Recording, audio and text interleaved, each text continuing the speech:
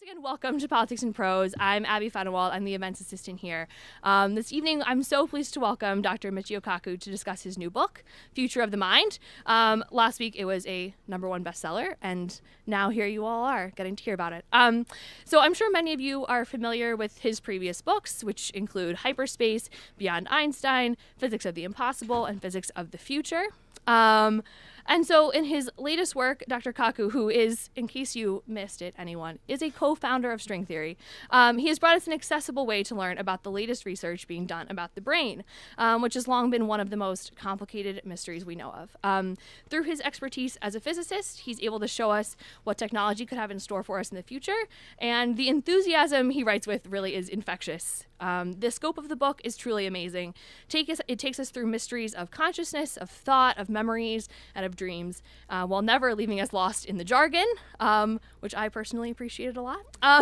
So we are truly honored to have Dr. Kaku here with us tonight to share his new book. Please help me welcome him to Politics in Prose.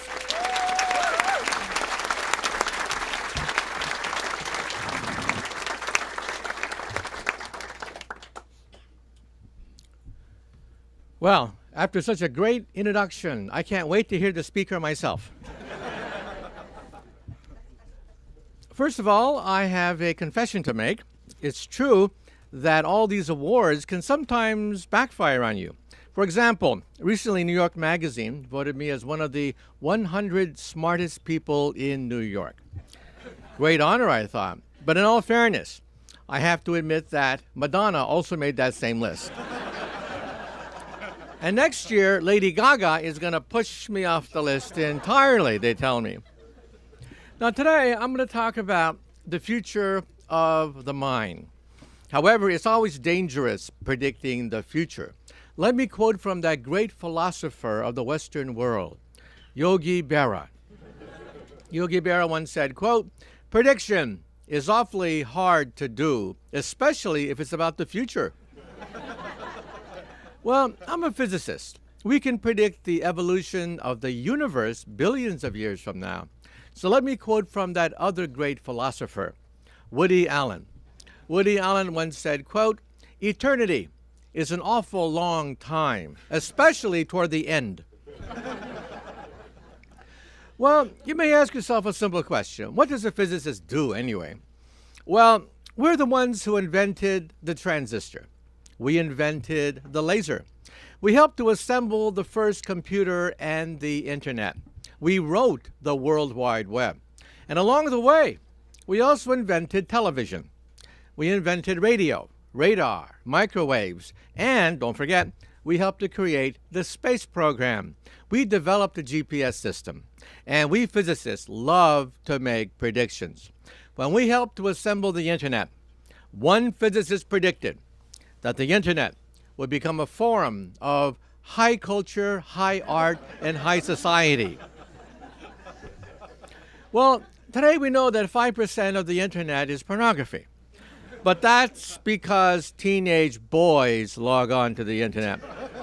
Just wait until the grandmas and grandpas log on to the internet. Then 50% of the internet will be pornography. And before I begin a discussion of the future of the mind, you may ask yourself a question, well, what is the difference? A difference between a chemist, a physicist, a geophysicist? Let me tell you a story. During World War II, the Nazis once captured a bunch of American scientists. There was a geologist, a physicist, and a chemist.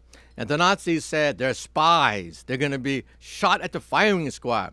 So they put the geologists in the firing squad. The Nazis raised their rifles, and then all of a sudden the geologist said, "Earthquake! Earthquake!" Well, you can imagine the chaos. Everyone scrambled for cover, and in the chaos, the geologist snuck out. Now it was the physicist's turn. The rifles were aimed at the physicist, and he suddenly said, "Lightning! Lightning!" Well, everyone scrambled for cover, and the physicist escaped. Now it was the chemist's turn. They pointed the rifles at the chemist, and suddenly the chemist said, "Fire! Fire!" So that's the difference. Oh, So let me talk about the future. First of all, I wrote a book called Physics of the Future, and they used to say that the word physics would never enter the New York Times bestseller list. Well, I did it twice. Physics of the Impossible and Physics of the Future were both New York Times bestsellers. Physics of the Future goes 50 years, 100 years into the future, talking about the future of computers, medicine, artificial intelligence, transportation, space travel. This book actually goes 500 years into the future, when we might have time travel, starships, teleportation. And in this book, I answer the question, what happens if you go into a time machine and you visit your teenage mother before you're born, and she falls in love with you? Well, if you go into a time machine and meet your teenage mother before you're born, and she falls in love with you, you're in deep doo-doo if that happens. But today, let us talk about what's fascinated me. The two greatest mysteries in all of science deals with outer space and inner space. First, the creation of the universe, one of the greatest unsolved problems. This is what I do for a living. This is my day job. I work on something called string theory. And string theory, we think, allows us to create an equation no more than 1 inch long that will allow us to, quote, read the mind of God. But today, I'm going to talk about inner space. You see, sitting on your shoulders is the most complex object in the known universe. If we were to build a computer that can model your brain, that computer would be the size of a city block. It would consume the energy of a nuclear power plant, and it would require a river to cool it down. And yet your brain only operates on 20 watts of power. 20 watts. So when someone calls you a dim bulb, that's a compliment. And your brain works on 1 hamburger. I mean, amazing what the brain can do. And now, the politicians have gotten wind of this. President Barack Obama, last January, stunned the world when he announced the Brain Project. The European Union and the United States are going to dump $1 billion to map the human brain. The short-term goal is to cure mental illness. The oldest affliction of humanity, the Bible mentions mental illness. But one day, if we have the genome on one disk with all our genes on it, and the connectome with all the connections of the brain on another disk, and you die, in some sense, you live forever. Your body, the genes of your body, the neural pathways of your personality, your dreams and hopes, all of them on a disk. And then the question is, if you die, is that really the end of you? Well, let me quote from Bill Clinton. It all depends on how you define you. So, when I was a child, I was fascinated by physics, but also the mind. I used to do experiments on telepathy.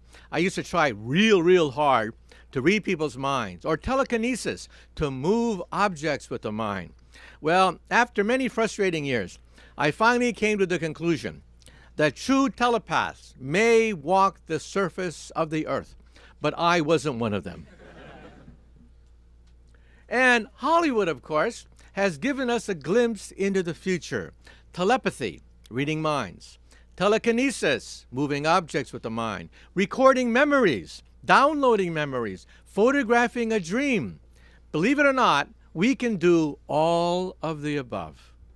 You may not know this, but in the last 5 to 10 years, we've learned more about the brain than in all of human history combined.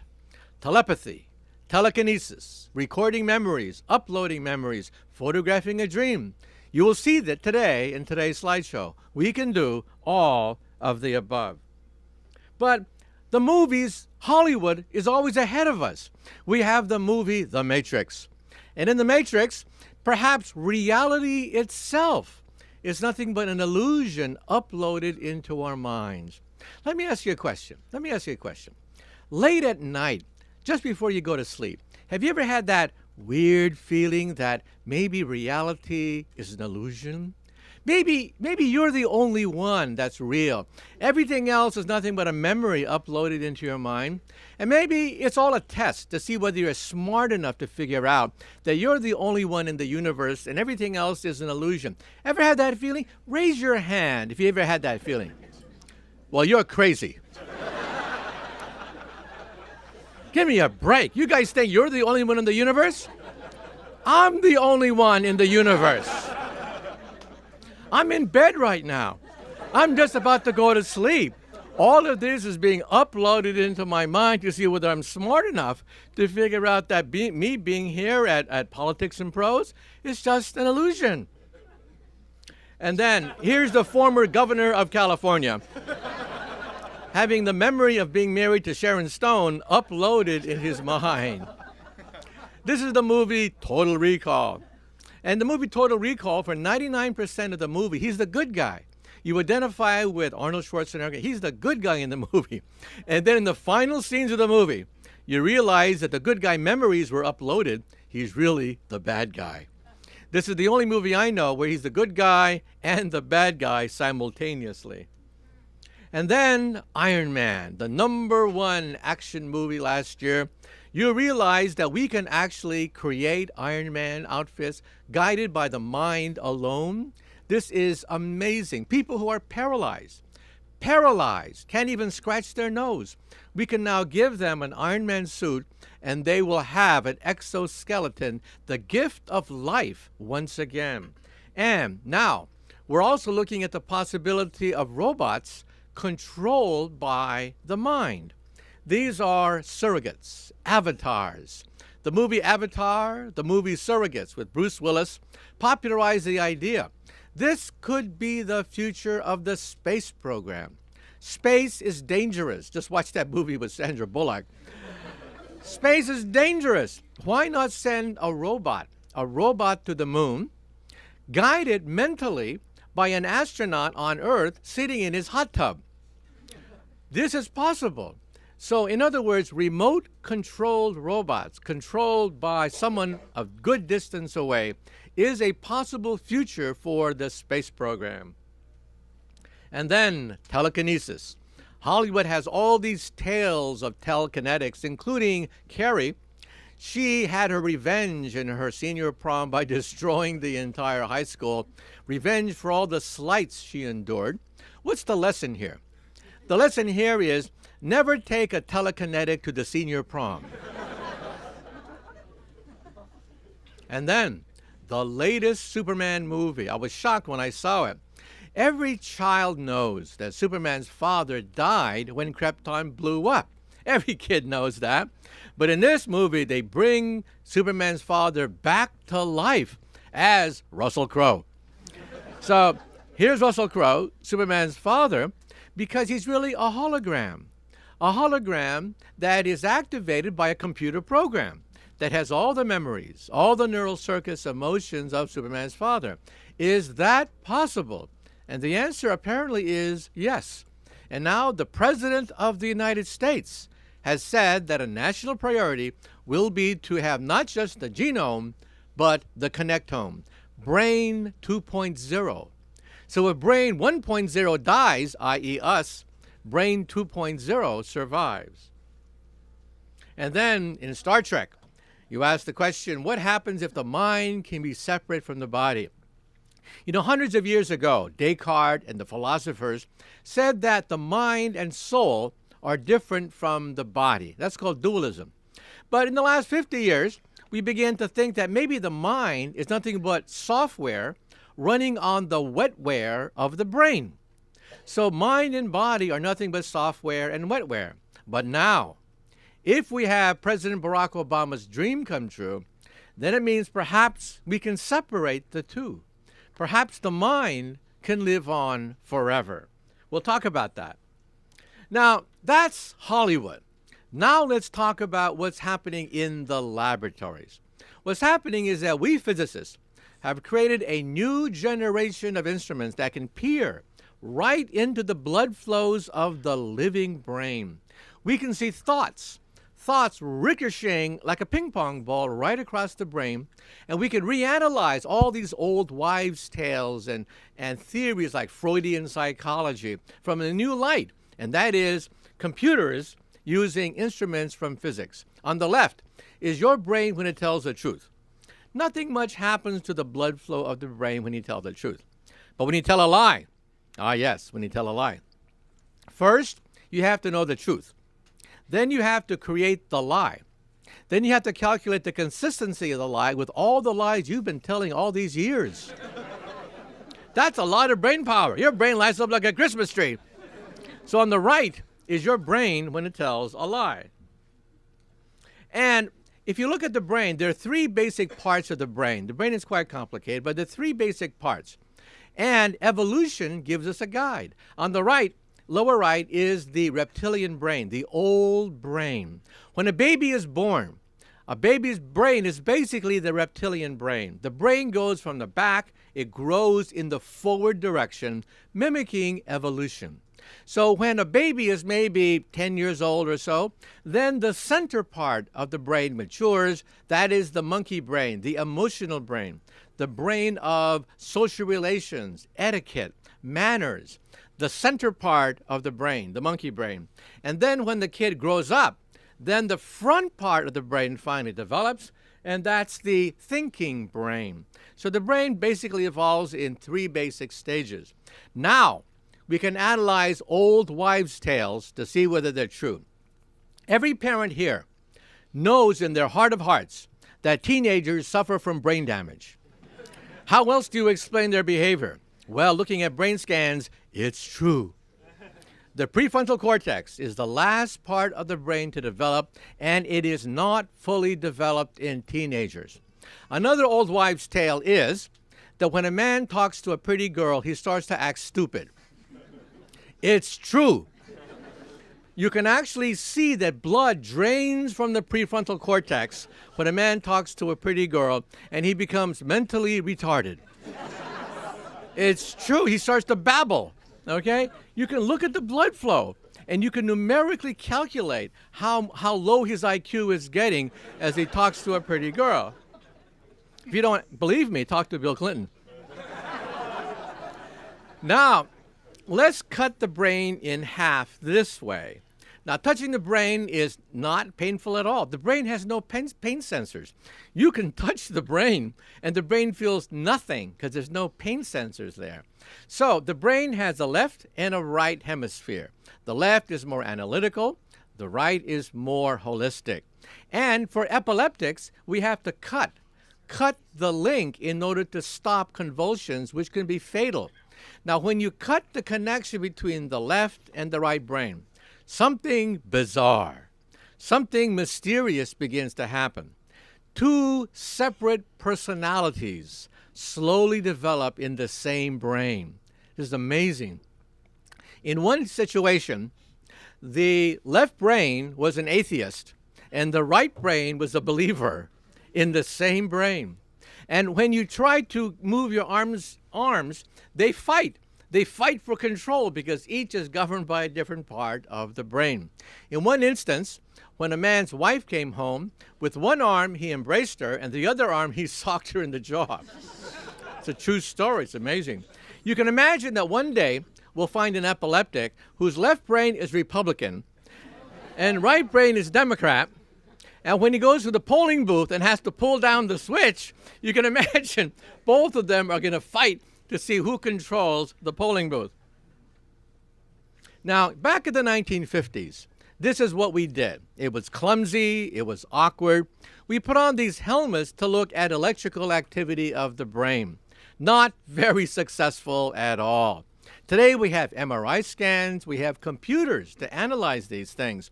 So in the future, it's going to be sexy. On the upper left, already, video games are now being put via the mind. You put on a headband. The headband picks up radio from the brain. The brain is a milliwatt transmitter.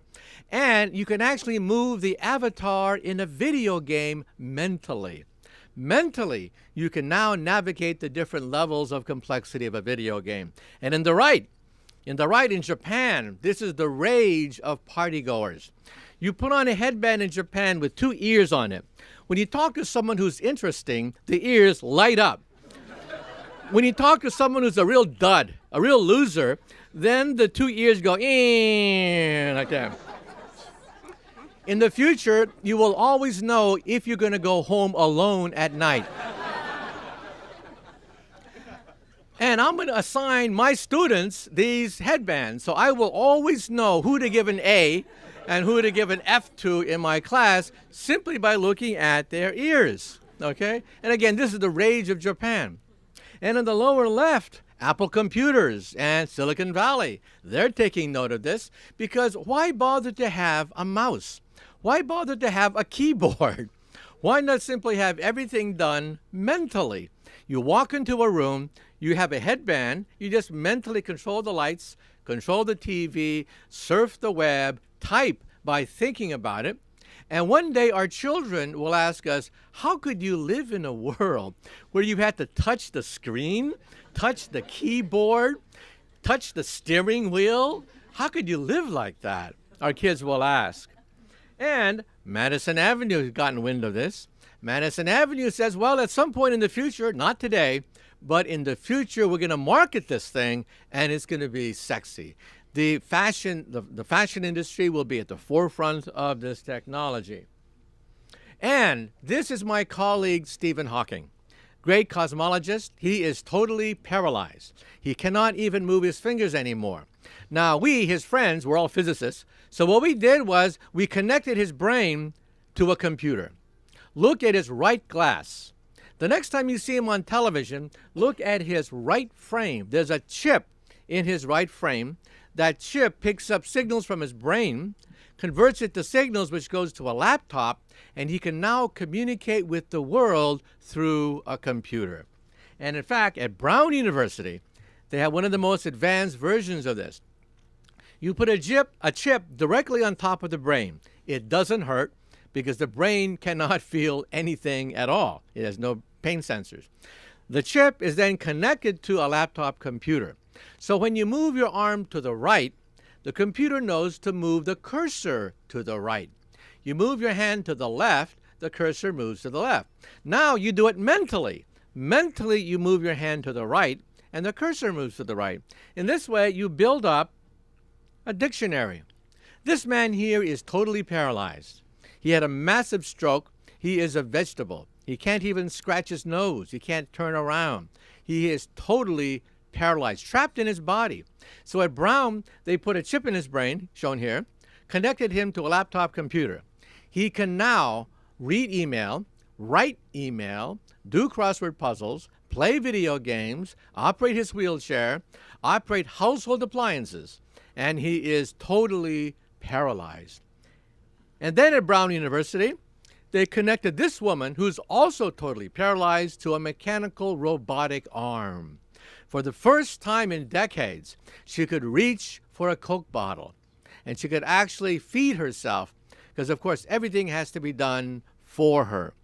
And think of all the thousands of people who get sports injuries, injuries on the football field, or they have a stroke, or they have a car accident. And the military is interested because there are thousands of wounded warriors from Iraq and Afghanistan. They have injured spinal cords, loss of arms and legs. So the military at Johns Hopkins University has now created the most advanced mechanical arm. This arm is so advanced, you can pick up an eggshell, you can shake hands without crushing the person, you can high five, you can fist bump, and it is run entirely by the mind controlling a mechanical arm. And after a while, you don't even think about it. You just mentally control the arm. And then, not only will we have mechanical arms controlled mentally, mechanical exoskeletons. At Duke University, the scientists there have made it a challenge for the next soccer games in Brazil. The man who opens the soccer cup games will be totally paralyzed wearing an exoskeleton. totally paralyzed, cannot move even a finger, and yet he will light the torch or whatever, initiating the Brazilian soccer games. That's how fast this technology is moving. And then in Japan, we have Asimo the robot, one of the world's most advanced robots, guided by a human mentally guiding the robot. Now, robots, however, as you probably know, have been rather disappointing. This is the most advanced robot in the world. Asimo can run by himself. He can walk upstairs. He can dance. He dances much better than me. I've been on a number of science specials with Asimo. So for BBC television, I put a TV camera in the face of the inventor of Asimo. And so I asked the inventor of the world's most advanced robot, how smart is your creation? And he said on camera that Asimo, the world's most advanced robot, has the intelligence of a cockroach, a retarded cockroach, a lobotomized, stupid, retarded cockroach. We have a long ways to go. So why don't we hook them up to a human? We already have people. So this is a remote-controlled robot. These are called surrogates, and you will find them in the classroom. These surrogates are designed to be in the classroom, so the teacher sees your face in the robot, the surrogate. Meanwhile, you are at home, sick, watching the teacher in a laptop computer. Now, remember when we were young, we used to play hooky, right? I mean, come on, fess up, right? When we were young, we used to play hooky, right? Well, isn't the future wonderful? You'll never be able to play hooky again. The teacher will know exactly where you are any particular day because you're surrogate. Your surrogate with your picture will be right there in your seat. And then the eye is directly connected to the brain, so why not input information via your contact lens? This is the future of the internet. We already have prototypes of this, internet contact lenses. You blink and you are online. And who are the first people to buy internet contact lenses? College students taking final examinations. They will blink and they will be online. And who's the second person to buy internet contact lenses? Well, politicians like Vice President Joe Biden, so he's always on message and never says anything goofy anymore because the script is right there in his contact lenses. And these contact lenses will also recognize people's faces.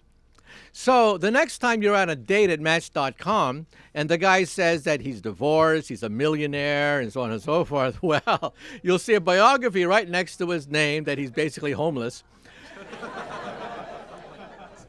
And if they speak Chinese to you, your contact lens will translate Chinese into English.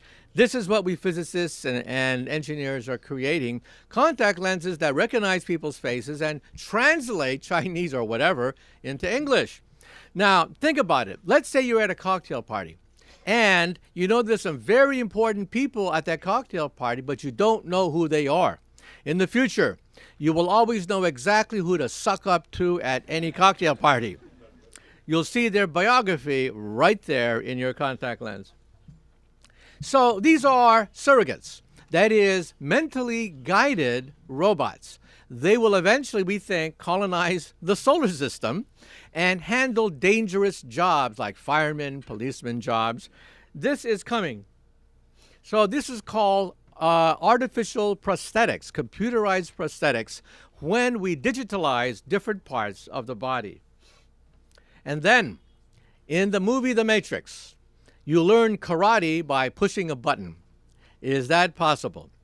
Uploading memories was done last year for the first time in world history. We recorded a memory and we reinserted and uploaded that same memory, and it works. Here's how we did it.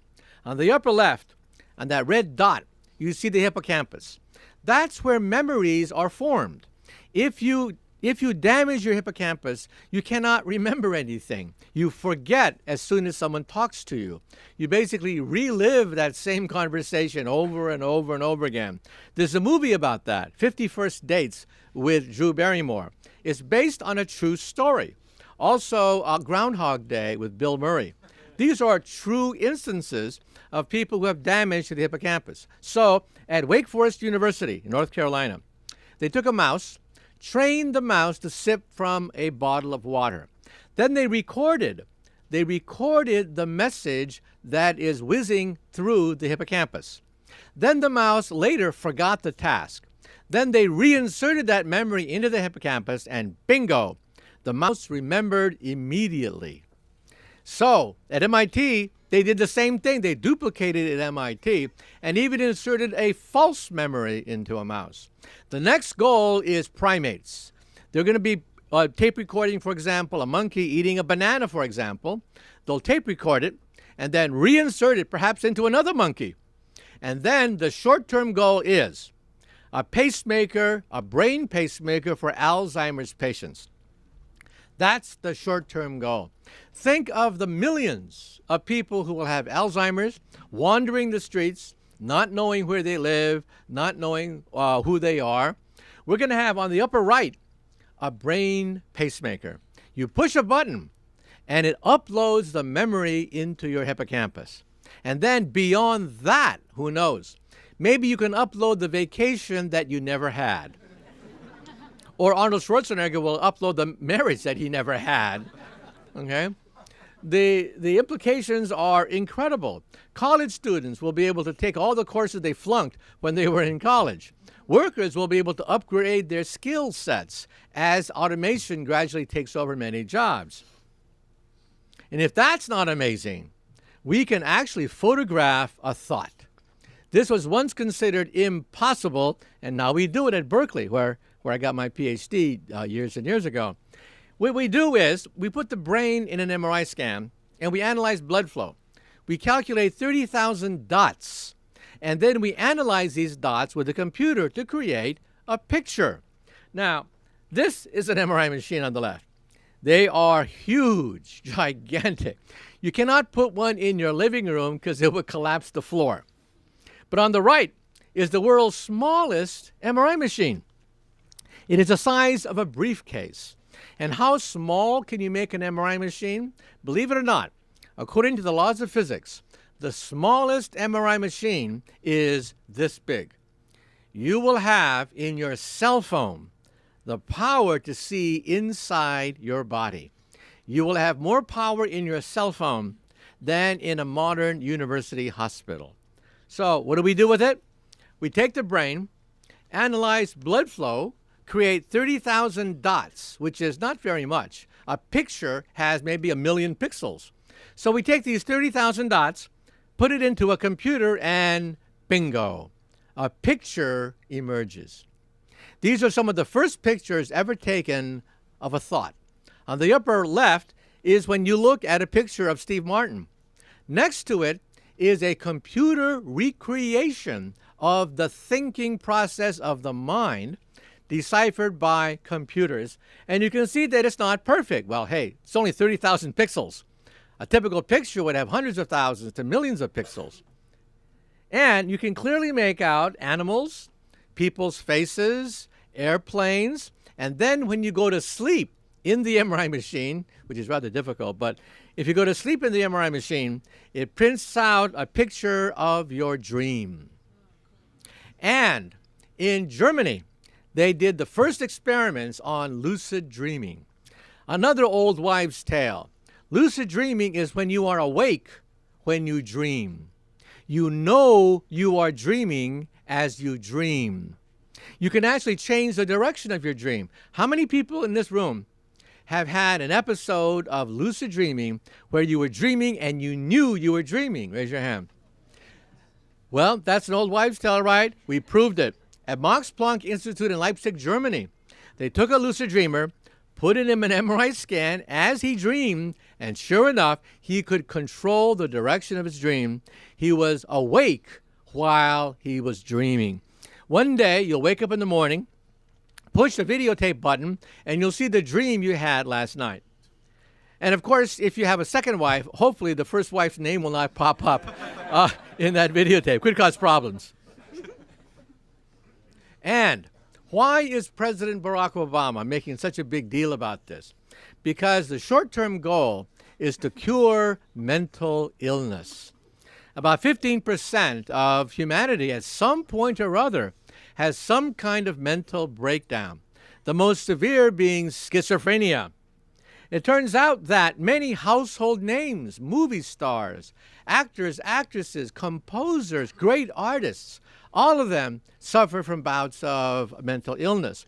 On the upper left is Margot Kidder, who played Lois Lane in the Superman movies.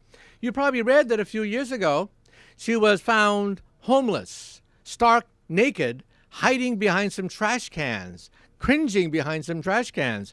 She suffered from bipolar disorder. Catherine Zeta-Jones. The list goes on and on and on. Now, we put these people in a brain scan, and we actually can see how the brain malfunctions. If you put a schizophrenic who hears voices in a brain scan, the left part of the brain, the left temporal lobe, lights up. That's what happens when you talk to yourself. When you talk to yourself, the left part of the brain lights up.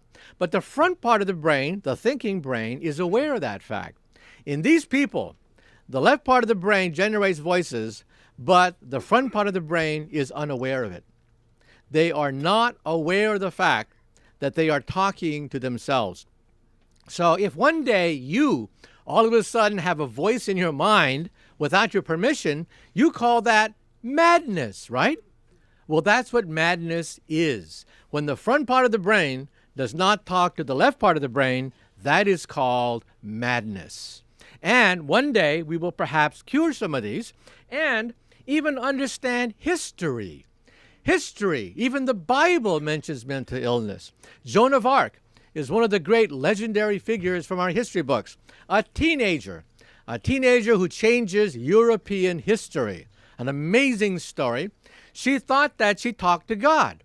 Well, psychologists have since then said that maybe she suffered from hyper-religiosity.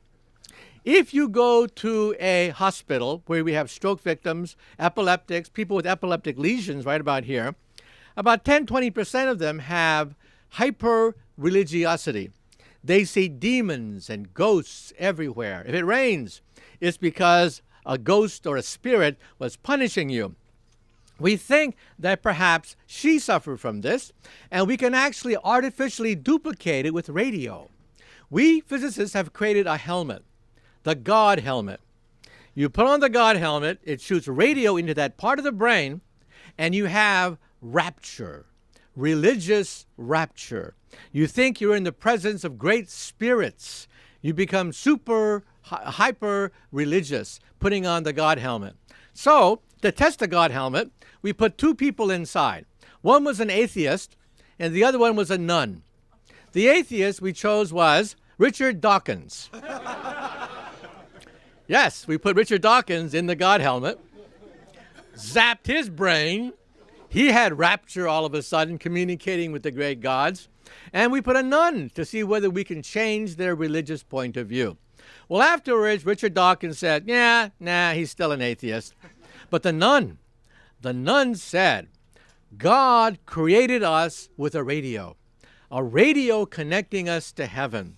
God meant it to be that way. You know, you can't win. You can't change people's point of view. But for me, perhaps the most fascinating thing about the brain is super geniuses. We walk the surface of the earth with geniuses that are off scale, artistically, musically, and mathematically. This man here can take a helicopter ride over Hong Kong, London, or Manhattan, one helicopter ride, and draw the entire landscape of Hong Kong, London, and Manhattan from memory. You know, some of us have a hard time drawing a stick figure, right? This guy can draw the entire Manhattan skyline. If you want to see it, go to Kennedy Airport, Terminal 1, American Airlines. Look up, and you'll see a mural. It's about 50 feet long. The entire Manhattan skyline with all the lights and skyscrapers and bridges from memory. And it turns out that there's a case of a young boy. A bullet went right through his left temporal lobe. Also, a man who dove into a swimming pool bashed the left part of his brain on the bottom of a swimming pool. Both of them later emerged as super mathematical geniuses. They could perform mathematical operations that even a supercomputer would have a hard time duplicating. Now, tonight, after today's lecture, do not pick up a hammer. Do not bash yourself with the left temporal lobe, hoping to become a super mathematical genius. But, we brain scan these people. We have brain scans of these people. Kim Peek, who actually died a few years ago, was the basis for the movie Rain Man with Tom Cruise. Kim Peek memorized 15,000 books. He could recite the exact page and tell you each page of the 15,000 books that he memorized. And when he read a book, he read the left page and the right page simultaneously. Try that right after today's lecture. Open up a book and try to read the left page and the right page simultaneously. Well, we brain scanned Kim Peek's brain. His brain was quite unusual, obviously. The left and the right hemispheres, the connection was cut again. And so that's why he was able to read 2 pages simultaneously. He literally had 2 brains inside one. And then, who was the greatest scientific genius of all time? According to Albert Einstein, it was Sir Isaac Newton. Sir Isaac Newton was a very strange man. He was incapable of small talk. He could not chit-chat with you. He had no friends, no girlfriends, no men friends, just no friends at all. You would not want to invite him for dinner. And if you want to see people like this, just watch The Big Bang Theory on CBS television. Clueless with women. Totally socially awkward. This is called Asperger's syndrome. The creator of mechanics, the universal law of gravitation. Paul Dirac, the creator of quantum field theory. Both of them, we think, suffer from Asperger's syndrome. I interviewed one of these people for my radio show, Daniel Tammet. He memorized pi to about 15,000 decimal places. It took him about 8 hours. 8 hours, 3.1419. I mean, I can't go beyond that. He just went on going for 8 hours, right? So I asked Daniel, how do you do it? How do you memorize 15,000 decimal places? And he says, oh, it's easy. I just associate a color with every digit. And I said, well, that's nice. How do you memorize 15,000 colors? And he said he really didn't know. Now, this is called eidetic memory. We've analyzed these people. Television specials have been done about them. We have a theory about them. You see, every textbook says that the brain records, but then memories dissolve with time. Given time, memories fall apart and decay. Every textbook says that.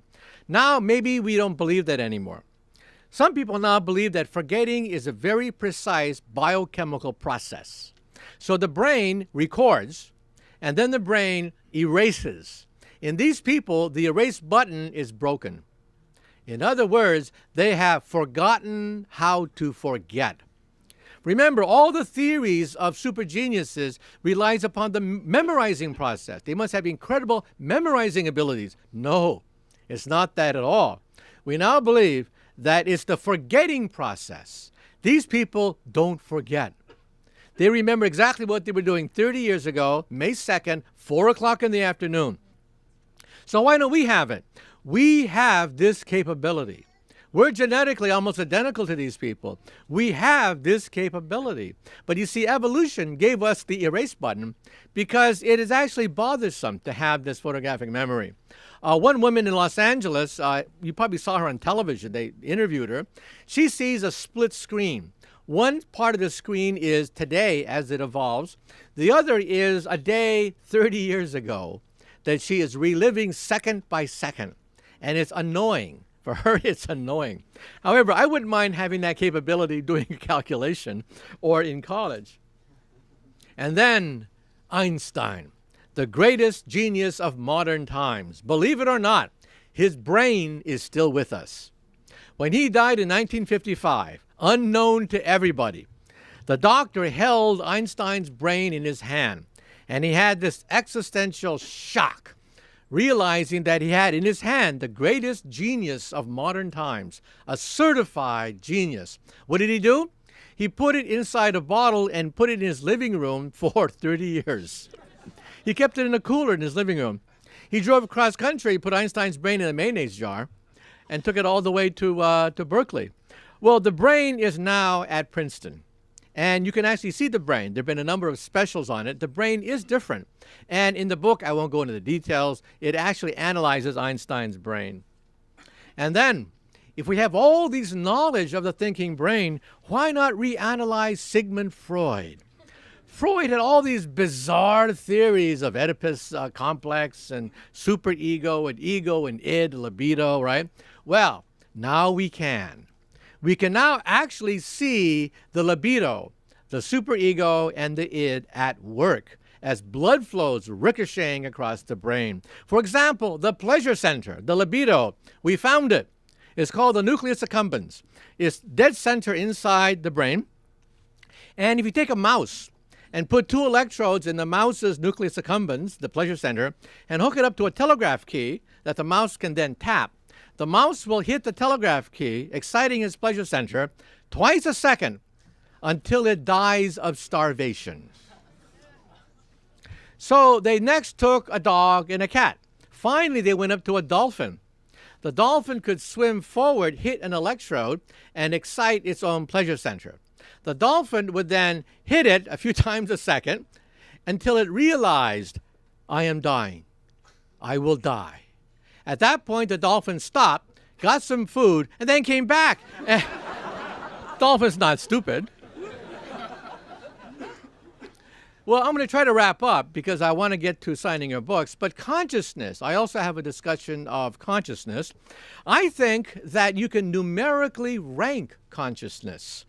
You know, there have been 20,000 papers written about consciousness by poets, musicians, philosophers, scientists. 20,000 papers written about consciousness. Never in the history of science have so many written so much to produce so little. Well, I give a numerical ranking. I'm a physicist. We like to rank everything, give numbers for everything. And I believe that even animals are conscious. Most scientists would say that only humans are conscious. In fact, that's the dominant point of view. Only humans are conscious. I'm a physicist, not a biologist. We believe in continuums. So animals like cats and dogs, I think, are conscious, except they have a different kind of consciousness. For example, how many people here in this room have a cat? Raise your hand. Oh, quite a few, right? Well, when you come home, doesn't the cat come up to you and purr and rub next to your leg? And you say, oh, nice putty tat. And then the cat goes, huh, and then stomps off by itself. Ever notice that? Well, if you could brain scan the cat's mind, you would have a totally different point of view.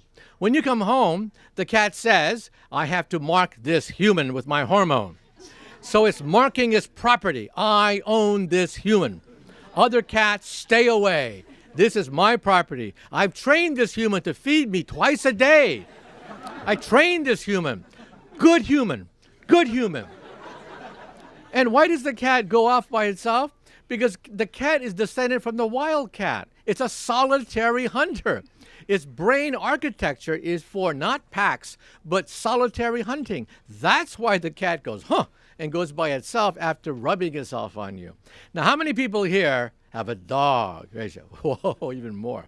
Well, the dog is descended from Canis lupus, the gray wolf. Its brain would be full of smells and scents rather than sight like our brain. And why does it slobber all over you when you come home? Because the dog thinks that you are a dog. You are top dog. You are the alpha dog. Because what holds the pack together? The alpha dog holds the pack together. Every dog knows exactly where it stands in the hierarchy. Top dog eats first, beta dog eats second, and delta dog eats last. That's why you eat first, okay? So the next time you eat first at the dinner table and give those scraps to the dog, that's the order of things. That's the brain's pecking order. So you see, I think that even animals have consciousness. In fact, I will go even further and say that the unit of consciousness is one feedback loop. One unit of consciousness, like a thermostat. I believe that a machine is conscious. A thermostat has one unit of consciousness. A plant may have 10 units of consciousness. It registers temperature, it registers moisture, salinity, sunlight, direction of gravity. A plant may have 10 units. And then the back of the brain is the ancient brain, the reptilian brain. I call that level 1 consciousness. Alligators understand their position in space, not much more. And then as you go forward in evolution, you get the monkey brain, the social brain, the brain of pecking orders, emotions, social hierarchy, manners. That's level 2 consciousness. And why are we different from animals? I say we are different from animals because we plan for the future. Animals do not. Animals have no concept of tomorrow. If you have a dog, train your dog to understand tomorrow. And you will find you cannot. Animals, for the most part, live for the moment. We plan, we scheme, we strategize. We can't help it. Now, you may say to yourself, let's say I don't believe in your theory. There must be something outside your theory, like humor, a joke. A joke is so ephemeral. How can you possibly rank a joke? Well, I can. You see, when you hear a joke, first you hear the joke, and then you complete the ending by yourself. You have no choice. Your brain constantly completes the future, and then when the future is different from what you thought, it's funny. For example, Teddy Roosevelt's daughter, who was one of the leaders of the gossip community in the White House, she once said, quote, "If you have nothing good to say about somebody, then please come sit next to me." And W.C. Fields was once asked, "Are you in favor of social activities for youth?" And then W.C. Fields says, "Am I in favor of clubs for youth? Yes, but only if kindness fails." And then the Bible says, "Do unto others as you would have them do unto you, except do it first." Now, why are these, quote, funny? Because your mother told you that if you have nothing good to say about somebody, don't say anything at all. And so when you hear the twist that "come sit next to me," it's funny because you can't help it. Your brain predicts the future. And when there's a twist at the end, it is, quote, funny. And evolution gave us this ability because in the forest, there are many unexpected things that happen. I'm running out of time, so I'm going to skip the discussion of robots. But as I said before, President Barack Obama wants to create Brain 2.0, a disk with all the connections of our brain, and maybe mental illness will be revealed as a miswiring of the brain. For example, bipolar disorder. Some of our greatest artists had bipolar disorder. We think that the left brain and the right brain are slightly different. One is pessimistic, one is optimistic, and the two check each other because the two halves are connected. But in these people, the connection is faulty. You swing between pessimism and optimism. We think that's bipolar disorder. And then one day, the internet will become a brain net.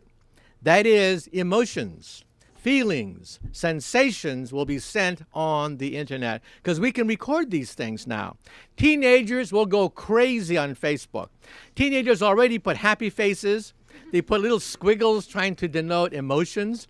In the future, teenagers will send the feeling of their first kiss, the first date, the first senior prom on Facebook. They will go crazy on the internet. Now, let me end on one last note, and that is in the far future. Now we're getting into science fiction. Everything up to now has been science fact. In science fiction, we talk about the mind exploring the universe. Well, if we have the connectome, then why not put the connectome on a laser beam and shoot the laser beam at the speed of light into outer space? This could be the cheapest way to explore the universe. No booster rockets. You ever see the movie Gravity with Sandra Bullock? No space accidents, no cosmic rays, just pure light beams carrying our connectome into outer space. And now, what I'm going to do is close and then take a few questions. Then I'll sign your books. And remember, after I sign your book, you can go to eBay and make money. Okay? That's right. My signed books actually make money. You can make money tonight. Okay? So, let me end on one final story. When I was a child, my role model was Albert Einstein. And my favorite Einstein story is this. When Einstein was an old man, he was tired of giving the same talk over and over again. So one day his chauffeur came up to him, and the chauffeur said, "Professor, I'm really a part-time actor. I've heard your speech so many times I've memorized it. So why don't we switch places? I will put on a mustache. I will put on a wig. You will put on a chauffeur's hat and jacket. And I will be the great Einstein, and you can be my chauffeur." Well, this went along famously until one day, a mathematician in the back asked a very difficult question. And Einstein thought, oh, the game's up. But then the chauffeur said, "That question is so elementary that even my chauffeur here can answer it for you." Thank you very much. You've been a great audience.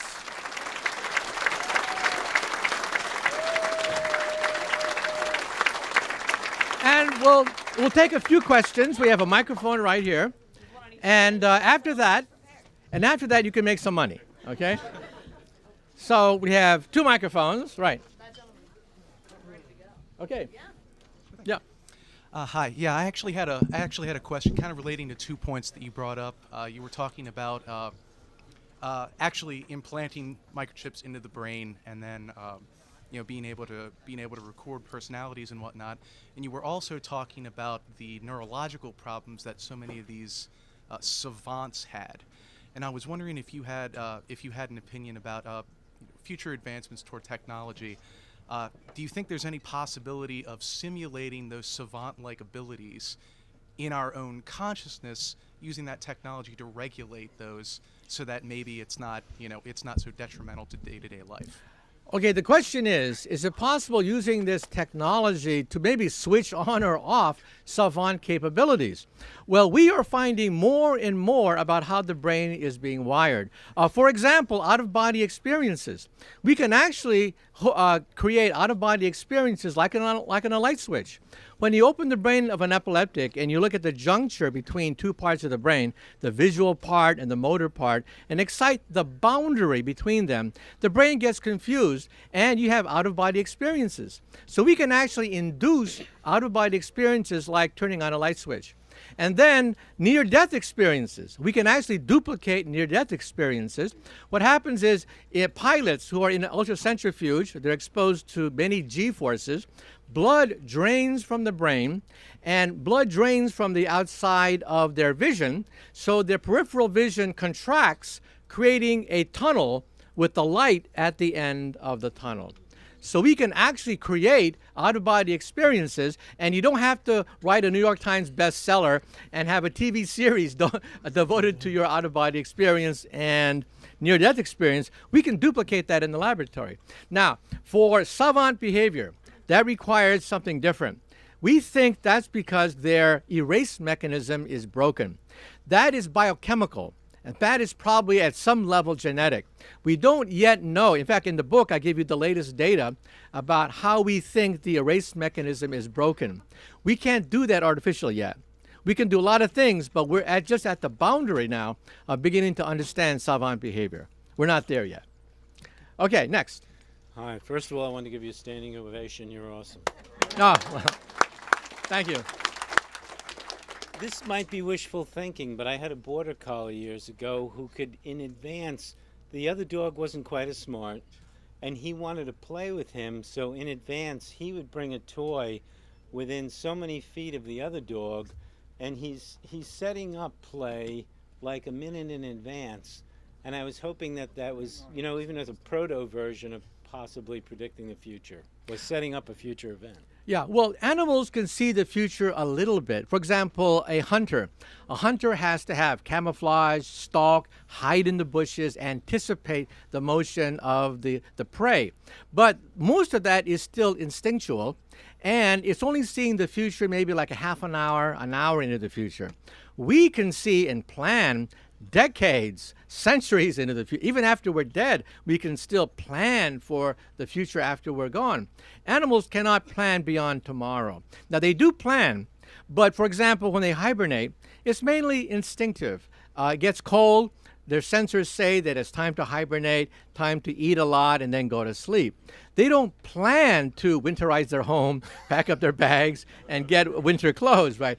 We do. So there is a little bit of planning because I believe in a continuum of consciousness. So animals will plan to a degree, but not beyond tomorrow, I think. Okay, real quick second part question. If you could make an animal smarter by inserting into the animal's brain a chip, you think that may ever happen one day? Well, in my book, I have a whole chapter about Planet of the Apes. Is it possible to take a chimpanzee and make him intelligent? Okay. We are 98.5% genetically identical to a chimpanzee. So we have now sequenced all the genes separating us from a chimpanzee. And sure enough, we found the ASPM gene, which actually exploded our cranium. We found the gene for dexterity of the fingers. We found the gene for vocal cords so they can articulate speech, all of which is important for becoming intelligent. And we also found the gene for upright behavior to free up your arms. Now, if you take a chimpanzee and genetically modify them to have a bigger brain size, better dexterity with the hands, better vocal cord, upright posture, what do you get? You get a human. So we already have them, right? Just like outside. So we don't have to turn chimpanzees to humans. We can do it now because we have found the genes that separate us from the chimpanzees. But we already have lots of humans. So I think there's not going to be much interest in that. Okay. But it is an ethical question that you raise. At Harvard, for example, they realized that we have now found the genome for the Neanderthal.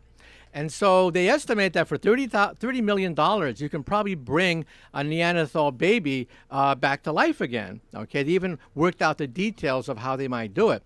But then there's an ethical question. If you have a Neanderthal baby, do you put him at Harvard or a zoo?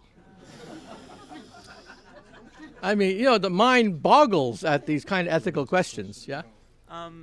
So the surrogates for exploring outer space sound very interesting, but isn't there like a fundamental limitation, which is the speed of light? That's right. Cause delayed reactions with moving them? Yeah, it takes about a second, a little over a second, for you to communicate with an astronaut on the moon.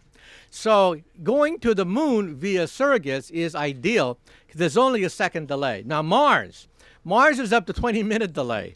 So it's not such a good thing going to Mars because of the speed of light. There is a delay problem. But again, for most operations, near-Earth operations in space, space station, space shuttle, the moon, the speed of light is not such a big deal there. And that's why we think that surrogates could become the pioneers for outer space. For example, it costs $10,000 a pound to put you in orbit. That is your weight in gold. Imagine your body made out of solid gold. That's what it costs to put you into outer space. Why does it cost so much? Because of life support. Life support uses up most of the valuable ingredients to put you on the moon. To put you on the moon costs about $100,000 a pound. To put you on Mars is about $1 million a pound. That is your weight in diamonds. Okay? So now you begin to realize that, hey, maybe we don't need life support. Maybe robots don't complain. They don't sue you. They're not unionized, and they don't have to come back. So that's a tremendous bonus. Yeah. Next. Okay. Yeah. Yeah. Just. Okay. Yeah. So I'm a fourth grader and I'm studying memory, but in my class, but wouldn't if you had like, you could think and it would compute something, wouldn't there be so many levels of thoughts that it might compute the wrong thing? I mean, I'm having trouble with the voice thing where you say hi and it computes this. So, how would we do? Well, you're absolutely right. People who have trained their brain to operate an arm, it's like riding a bicycle. You have to learn a whole new vocabulary. You have to think a certain thing, like moving an arm that you don't have, and all of a sudden the mechanical arm starts to move.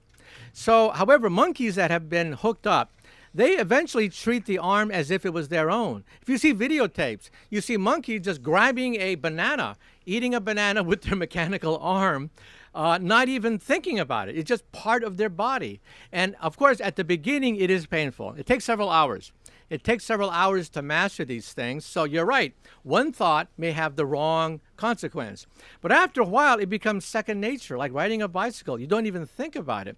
You just think, and all of a sudden the mechanical arm and leg does what you want it to do. But it's only at the beginning is it very clumsy, okay? Like you think, Yeah. I wish he was dead, and all of a sudden your arm's like, Yeah. Yeah, like Iron Man, right? Okay. Oh, last question. Then I'll sign your book. Okay, last question. Are you familiar with the Mars One project at all? Well, why don't you tell people? Okay, so the Mars One project is essentially a privatized mission for humans to get onto space in 2022 or 2024, I believe. And they're never going to come back. The thing is, they're going to stay there forever, and there's no chance of them coming back, basically. And they're planning on televising this, sort of like the world's biggest reality show on who's going to get to go to this on this thing. So my question to you is, it's sort of offbeat, but what do you think about that? Obviously, a surrogate would probably be the better choice there, but I just can't believe that they're First observation, you're not going to get me on one of those things. No, no. A one-way ticket to Mars. Yeah. I can't believe that people are like tens of thousands of people have applied to become a part of this thing. Well, they want to go down in the history books I permanently. guess so.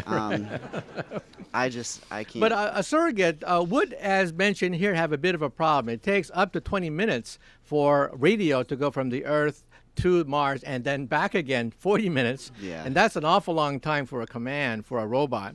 The Mars rover has this problem. The Mars rover is guided by people with a joystick. And yeah, there's a 20-minute delay going forward and backward. So you got to be very careful so you don't make a left turn and 20 minutes later it goes in a ditch.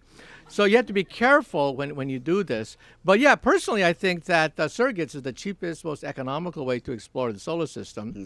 And personally, I think that even though people sign up for a one-way ticket to Mars, what happens if they change their mind? You know, the thing I wonder about is the psychological implications of a few people spending a lifetime together on a desolate planet. We have not even a lifetime. You know, your oxygen runs out. Yeah. You know. See that movie with Sandra Bullock. Okay. Well, I think we have to close. I'll sign your books now. Okay.